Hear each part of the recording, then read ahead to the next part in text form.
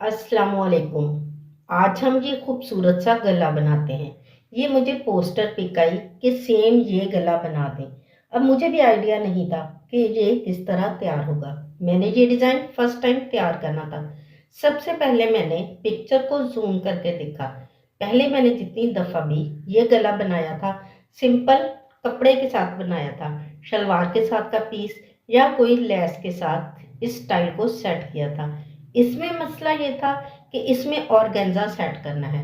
अब मैंने इसको ज़ूम किया तो मुझे आइडिया हुआ कि इसमें ऑर्गेन्जा के साथ 4 प्लेट्स डाली हैं।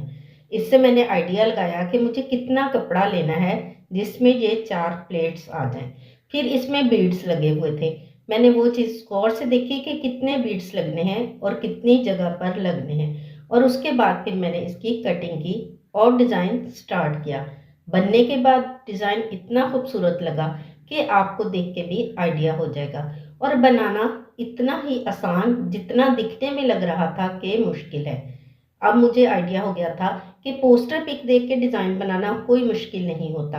हाँ, जब भी हम फर्स्ट टाइम कोई भी चीज़ तैयार करते हैं, बेशक अब जितने मर्जी एक्सपर्ट हों, थोड़ा सा एक दफ़ा हमें उस चीज़ को अच्छे से देखना पड़ता है। अगर आप पहले हर चीज़ का सही से आइडिया ले लेंगे तो बहुत आसानी के साथ आप डिज़ाइन को बना सकते हैं। उम्मीद है आपको हमारी वीडियोस अच्छी लगती होंगी।